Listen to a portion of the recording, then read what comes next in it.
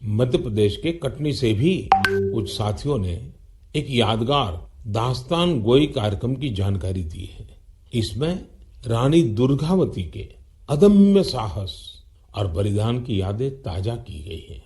नवंबर में रविवार के दिन माननीय प्रधानमंत्री श्री नरेंद्र मोदी जी ने मन की बात में रानी दुर्गावती की दास्तान की जो प्रोग्राम कटनी ज़िले में रखा गया था स्टोन आर्ट फेस्टिवल के दौरान, उसका उन्होंने जिक्र किया और रानी दुर्गावती के अदम्य साहस की जो कहानी लोगों को बताई सुनाई गई उसके बारे में उन्होंने बताया। तो मैं उस प्रोग्राम का साक्षी था, मैं उस प्रोग्राम को पूरा देखा। रानी दुर्गावती थी कौन? तो रानी दुर्गावती गोंडवाना राज्य की रानी थी, वीरांगना थी और जिन्होंने 1550 से लेकर 1564 तक गोंडवाना राज्य में शासन किया। उनके नाम पे जबलपुर में बहुत रानी दुर्गावती यूनिवर्सिटी है, म्यूजियम है, उनके नाम पे डाक टिकट भी चलते हैं और उनका किले के आज भी सबूत हैं, वहाँ पे काफ़ी सहेज के रखा हुआ है। इस प्रोग्राम के द्वारा ये मतलब जानकारी लोगों को विस्तृत जानकारी मिल गई। तो उनका जन्म जो था उत्तर प्रदेश के चंदेल वंश में हुआ था, कीरत राय जी के फैमिली में। उनका जो जन्म दुर्गा सप्तमी के दिन हुआ था, इस वजह से उनका नाम दुर्गावती रखा गया था। फिर उनका विवाह दलपत शाह के साथ, राजा दलपत शाह के साथ हुआ था, जो गोंडवाना राज्य के राजा थे और उनकी मृत्यु के बाद रानी दुर्गावती उस राज्य की रानी बनी। इस प्रोग्राम में जो सारी जानकारी दी गई, तो मैं अपनी बातें यहीं ख़त्म करता हूं और आप उस प्रोग्राम का जो लाइव टेलीकास्ट मैंने देखा था, जो मेरी रिकॉर्डिंग है, आप उसके जरिए रानी दुर्गावती के दास्तान की कहानी का आनंद लीजिए। बने रहिए मेरे चैनल मोमेंट्स ऑफ लाइफ में। मैं आपका दोस्त विकास, और प्लीज़ मेरे चैनल को लाइक सब्सक्राइब कीजिए, कमेंट भी कीजिए, पसंद ना आए तो कमेंट करिए और क्या उसमें गुंजाइश है सुधार करने की हम ज़रूर करेंगे।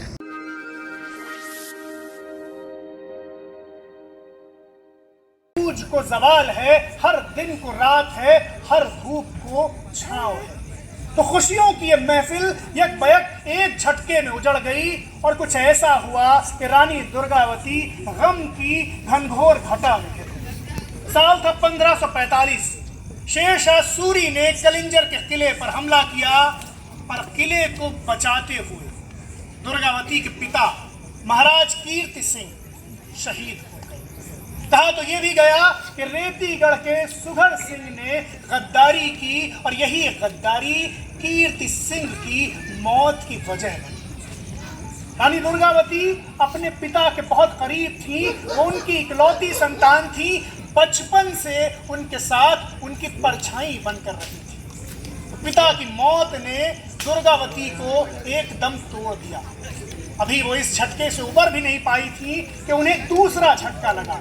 इस बार शायद पहले से भी ज्यादा घनघोर। उनके पति दलपत शाह एक मुख्तसर बीमारी का शिकार होकर चल बसे। अब तो ऐसा लगा कि जैसे रानी दुर्गावती गमों की मार से पागल सी हो जाएगी। मगर वो रानी दुर्गावती थी, जद्दोजहद करती रही और गम के इस अंधेरे से अपने आप को निकाल लिया और बिजली की तरह इससे बाहर आई।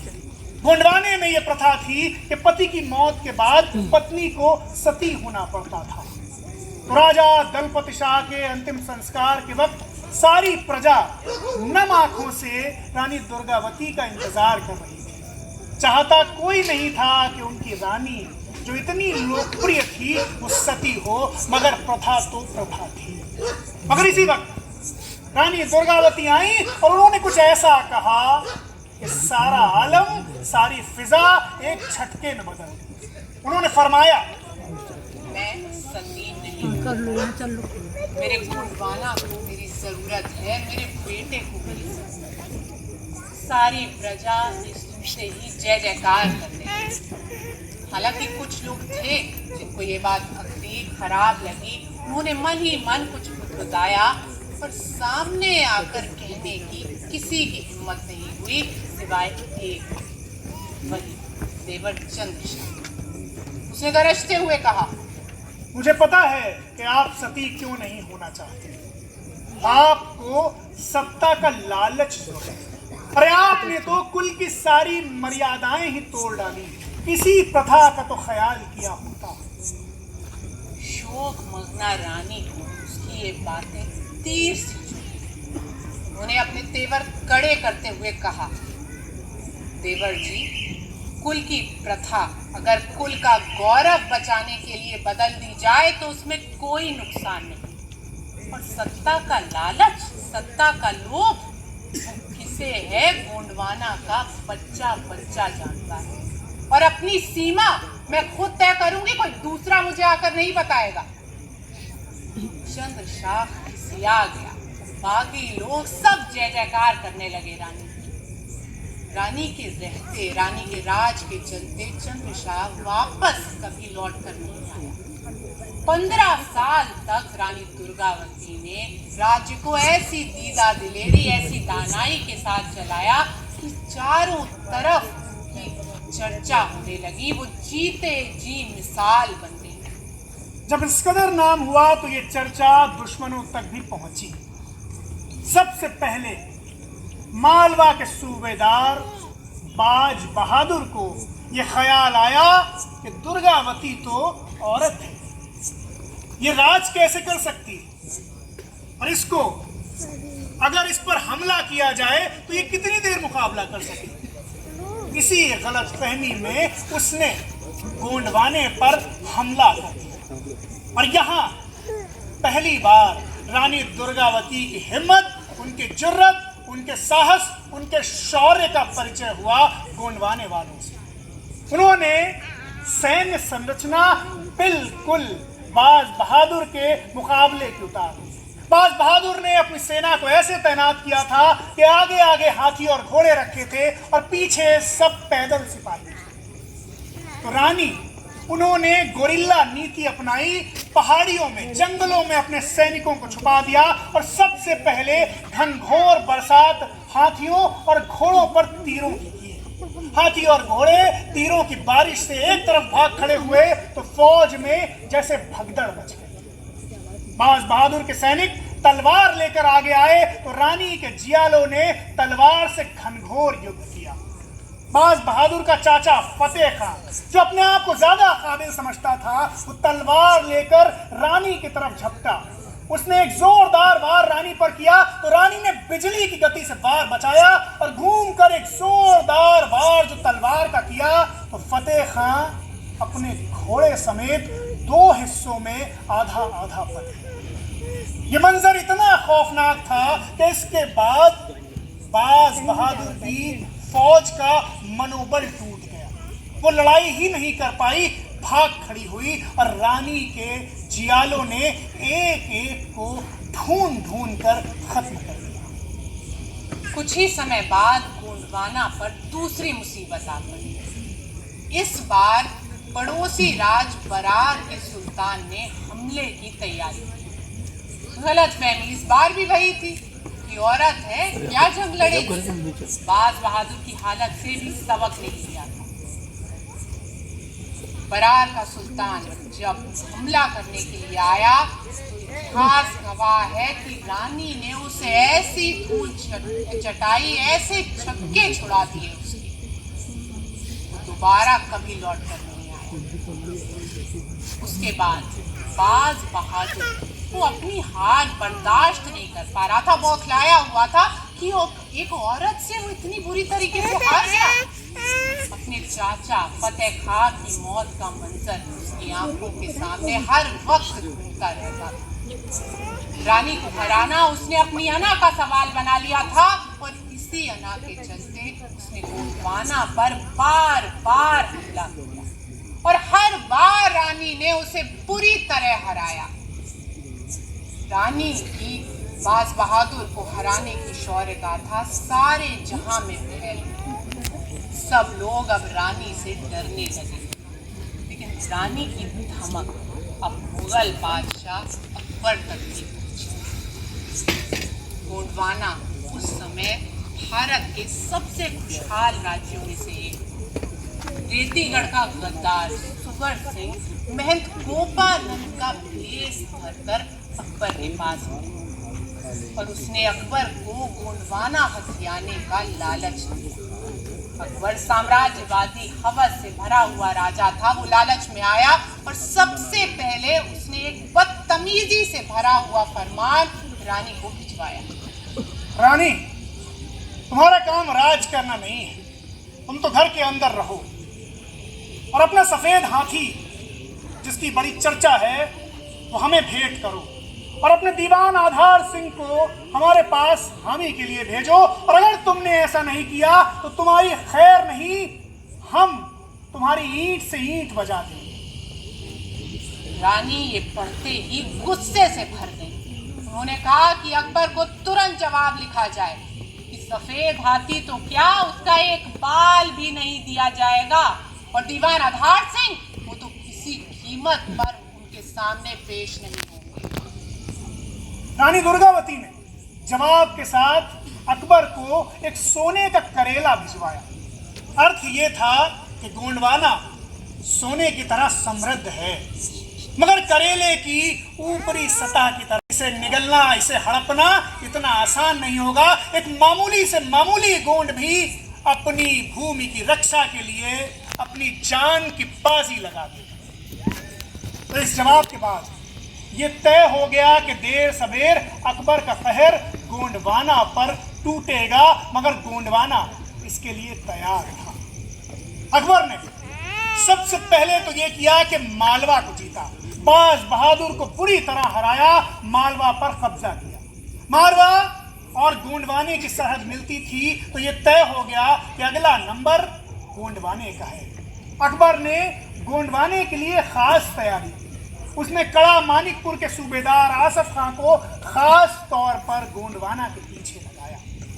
तो गोंडवाना ने अपने आप को तैयार किया और आसफ खां जब आया तो उसने पहली बार तो मनोवैज्ञानिक लड़ाई जीतने की कोशिश की। उसने एक खरीदा गोंडवाना भिजवाया रानी दुर्गावती के पास, जो एक बड़े से थैले में था। थैला खोला गया तो उसमें से एक चिट्ठी निकली और एक बड़ा सोने का पिंजरा निकला। चिट्ठी में लिखा था कि रानी, राज क्यों करती हो? तुम्हारा बेटा वीर नारायण तो बच्चा है, नाम का राजा है। तुम तो महल की चिड़िया हो और चिड़िया के लिए यही बेहतर है कि इस पिंजड़े में आ जाए, वरना जब लड़ाई होगी तो हमारे सामने ठिकोगी। रानी जब ये खत पढ़ा तो गुस्से से अपने आप को रोक न सकी और फौरन एक जवाब भिजवाया। उन्होंने दीवान आधार सिंह को बुलाया और कहा, जवाब लिखो कि अकबर तुम अभी बच्चे हो, तुम्हें तो बात करने की तक की तमीज नहीं है। उन्होंने कहा कि इस जवाब के साथ, इस खत के साथ एक पिंजन यानी रुई की धुनाई करने वाला धुना भी भेजा जाए और ये लिखा जाए कि अकबर तुम तो बस ये पकड़ो और रुई धुना करो। सब तरफ दादो तहसीन बुलंद हो गई कि क्या करारा जवाब दिया है। रानी ने यह भी कहा कि ये जो धुना भेजा जाए वो सोने का भेजा जाए, वरना दुश्मन सोचेगा कि हम दीनहीन। दीवान आधार सिंह ने वैसा ही किया। खत और ये धुना दोनों चीजें आसफ खां को भिजवा दी। अब तय हो चुका था कि आज नहीं तो कल लड़ाई शुरू हो ही जाएगी। रानी ने और गोंडवाना वालों ने कमर कस ली। सब लोग तैयारियों में थे। सब कुछ ठीक था, बस एक गड़बड़ थी। वही गोपानंद रेतीगढ़ का गद्दार सुगर से गोंडवाना की सारी तैयारियों की खबर अकबर और उसके खेमे को पहुंचा रहा था। 1564 आसफ खां गोंडवाने पर चढ़ाई करने के लिए आगे बढ़ा। 22,000 की फौज लेकर और सबसे पहले उसने गोंडवाना के अलग अलग किलों पर लड़ाई शुरू की। कहा जाता है कि 52 गढ़ थे गोंडवाना और सब जगह पर उसे मजबूत संघर्ष का सामना करना पड़ा। खास तौर पर सिंगोरगढ़ में उसे बहुत मुश्किल आई, क्योंकि यहाँ रानी खुद लड़ाई लड़ रही थी, खुद मोर्चा लिए हुए थे। और अगर सुघर सिंह ने गद्दारी न की होती तो सिंगोरगढ़ कभी भी आसफ खां के कब्जे में नहीं आता। सिंगोरगढ़ पर कब्जा होने के बाद पहले रानी दुर्गावती गढ़ा गई और जब गढ़े पर भी कब्जा हो गया तो रानी वहां से चौरागढ़ के लिए निकली। जब रानी चौरागढ़ के लिए गढ़ा से निकल रही थी तो मूसलाधार बारिश हुई। चौरागढ़ का सफर मुश्किल हो गया। गढ़ा पर आसफ खां का कब्जा हो गया। वहां पहुंचने पर उसे खबर मिली कि रानी पहाड़ी जंगलों से होती हुई चौरागढ़ जाने वाली। उसने तुरंत अपने 6000 सवार और 8000 पैदल तैयार किए। उसने अपने 2 खास सरदारों को बुलाया और आसपास के इलाके के मुआयने के लिए भेजा। मुआयने के बाद ये पता चल गया कि रानी वहीं से 10-12 कोस की दूरी पर है। नर्मदा में बाढ़ आ जाने के कारण चौरागढ़ नहीं पहुंच पाई। वो समझ गया कि अब युद्ध इसी इलाके में होगा। उसने तुरंत लड़ाई की तैयारी शुरू की, मोर्चाबंदी की। 22 जून 1564 नरई नदी अपने उफान पर थी और रानी बरेला गांव से कुछ दूरी पर थी।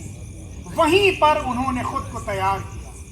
रात हुई तो मशाल क्या चिराग तक जलाने पर पाबंदी कर दी और पूरी मंसूबा बंदी की अगले दिन की लड़ाई। गोंडवाने वाले गुरिल्ला युद्ध में अपना सानी नहीं रखते थे और सबने ये तय किया कि अगले दिन आमने सामने की आर पार की लड़ाई करनी होगी और किसी तरह नर्मदा को पार करके चौरागढ़ पहुंचना ही होगा, तभी लड़ाई का दूसरा दौर मिल सके। पूरी रात बेकरारी में बीती और अगले दिन 23 जून को जैसे ही सुबह हुई गोंडवाना के वीरों ने अपना काम शुरू किया और एक एक मोर्चे पर मुगलों को ऐसी धूल चटाई कि उनके छक्के छूट गए। अगले दिन की लड़ाई के लिए रात में रणनीति बैठक हुई तो उसमें रानी ने कहा कि अब दुश्मनों का एक बड़ा मोर्चा सिर्फ और सिर्फ बरेला में। अगर हम आज रात ही उन पर हमला कर दे तो दुश्मन मारा जाएगा और हम बड़ी आसानी से नर्मदा पार करके चौरागढ़ पहुंच सकते हैं। लेकिन सब लोग लड़ाई के चलते बहुत थक गए थे, काफी लोग घायल थे। तो वीर नारायण ने प्रस्ताव दिया कि अगली सुबह ही नई ऊर्जा के साथ लड़ा जाए। बाकी लोगों ने भी उसकी बात से सहमति जताई। रानी को न चाहते हुए भी मानना पड़ा। अगली सुबह यानी 24 जून 1564 मोर्चाबंदी जैसी तय की गई थी उसी हिसाब से लड़ाई शुरू हुई। घमासान युद्ध हुआ। दोनों तरफ बहुत खून बहा। घोड़े हिननाए, हाथी चिंगाड़े, तलवारों ने आग उगली। दुश्मन की मदद के लिए बरेला से एक बड़ा दस्ता आगे बढ़ा। रानी उस दस्ते पर काबू करना चाहती थी कि तभी खबर मिली कि वीर नारायण को तीर लग गया। रानी बिल्कुल विचलित नहीं हुई। उन्होंने अपने खास सरदारों को बुलाया और बोला कि किसी भी तरह वीर नारायण को चौरागढ़ पहुंचाओ। वो दोनों एक बड़ी टुकड़ी लेकर रवाना हुए। रानी ने इतनी बड़ी खबर मिलने के बावजूद लड़ाई लड़ना जारी रखा और घनघोर तीरों की बारिश करती रही। लगातार लड़ती रही। रानी जन जन दन दन करके तीर बरसा रही थी और मुगल सेना तादाद में ज्यादा थी मगर आगे बढ़ ही नहीं पा रही थी। रानी के पास अब सिर्फ 300 जियाले थे, लेकिन ये आसफ खां की 10,000 की फौज पर भारी पड़ रहे थे।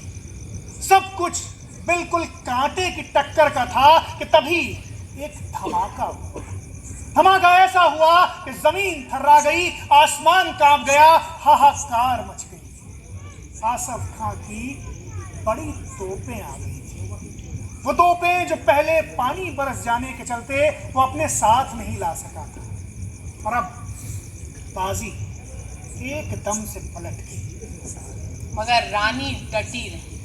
दुश्मन हजारों में था और उनके पास सिर्फ 300 सैनिक। रानी और उनकी सेना दुश्मन फौज पर तीरों की बरसात कर रही थी। मुगल फौज तादाद में ज्यादा थी मगर आगे नहीं बढ़ पा रही। नरई नदी अपने उफान पर थी। ऐसा लगता था कि जैसे रानी के हौसले को देखकर वो भी जोश में आ रही है। लड़ाई चल रही थी कि तभी अचानक एक तीर रानी की कनपटी पर आकर लगा। रानी लहूलुहान हो गई, खून के धारे बहे। किसी तरह रानी ने उसे निकाला और फिर से लड़ाई के लिए अपने आप को तैयार किया। मगर वो इस भीषण पीड़ा में थी कि अपने हाथी के हौदे में जो गिरी तो बड़ी मुश्किल से उठ सकी। अब उन्होंने ये फैसला किया कि वो हाथी पर नहीं बल्कि नीचे उतर कर लड़ेगी। उन्होंने महावत गनु से हाथी को बैठाने को कहा। गनु रोने लगा। उसने रानी से कहा कि माँ, आप यहाँ से निकल चलिए, लड़ाई फिर लड़ लेंगे। रानी नहीं मानी। वो हाथी से कूद पड़ी और नीचे उतरकर तीर चलाना जारी रखा। फिर एक तीर और आया जो उनकी गर्दन में जा लगा। इस बार उन्होंने बहुत कोशिश की मगर उस तीर को नहीं निकाल सकी। पीड़ा इतनी थी कि जमीन पर गिर गई, एड़ियां रगड़ने लगी। उठने की बहुत कोशिश की, उठ नहीं सकी। वो अब समझ गई कि ये लड़ाई का आखिरी दौर है। दीवान आधार सिंह ने जब देखा तो चिल्लाते हुए उन्हें बचाने को दौड़े। रानी ने दीवान आधार सिंह से कहा कि अपनी कटार से मुझे खत्म कर दीजिए, मेरी देह दुश्मन के हाथ नहीं आनी चाहिए। दीवान आधार सिंह ने सुना तो फपक कर रो पड़े। कहने लगे, मैं अपनी रानी मां को मारूं, यह अपराध मुझसे नहीं हो। अब रानी ने गनु से कहा कि वो अपनी कटार उन्हें दे दे। गनु ने अपने सर को रानी के पैरों में रगड़ना शुरू किया। लोट लोट कर बिलबिलाकर रोने लगा। रानी ने उसे कटार देने को कहा तो उसने बिना उनकी तरफ देखे कटार आगे बढ़ा दी। रानी कटार अपने सीने में घोंप दी और भारत की वो शेरनी खामोश हो गई। दीवान आधार सिंह ने जब ये देखा तो उन्होंने गनु को कहा कि जाओ रानी के शव को। गनु ने अपना हाथी रानी के शव के सामने खड़ा कर दिया और खुद मुगल फौज पर तीरों की बरसात। उधर से भी जवाबी कार्रवाई हुई। गनु और हाथी दोनों पर बेशुमार तीर चले। दोनों लहूलुहान। गनु ने मरते मरते अपने हाथी को बड़े आहिस्ता से रानी के शव के ऊपर लेटा दिया, जिसे दुश्मन को रानी का शव ना लगे। हाथी अपनी रानी की पूरी खिदमत मरते मर गया, मगर के शव को अपने में छुपाए रखा। शाम हो चली थी, इसलिए दुश्मन के सिपाही वापस लौटने लगे। रानी के भी जो सिपाही बचे थे वो जंगल में गायब हो गए थे और उनका पार्थिव शरीर हाथी के पीछे बिल्कुल सुरक्षित था। रात गुजरी और अगली सुबह अंधेरे ही कुछ गोंड वहां पर आए जिन्होंने रानी के शव को पहचाना, उसे आहिस्ता से अदब से बाहर निकाला और फिर एक निर्जन जगह पर, सुनसान जगह पर ले जाकर रानी के लिए चिता तैयार की और फिर बरसती हुई आंखों के साथ, लरसते हुए हाथों के साथ उनका अंतिम संस्कार किया। रोते जाते थे और कहते जाते थे कि रानी दुर्गावती की जय, देवी दुर्गावती की जय, रानी माता की जय, देवी माता की जय। 16वीं सदी की ये कहानी हमें ये बताती है, हमें ये प्रेरणा देती है कि एक औरत अगर अपनी पर आ जाए तो बड़े से बड़े दुश्मन का डट कर सामना करती है। और अपनी पूरी जिंदगी से रानी दुर्गावती ने न सिर्फ औरतों के लिए बल्कि हम सब के लिए एक ऐसी मिसाल पेश की है कि जो हमेशा हमारे आगे रहेगी, हम जिसे याद करते रहेंगे, जिसके किस्से सुनाते रहेंगे, जिसके गीत गाते रहेंगे। शुक्रिया।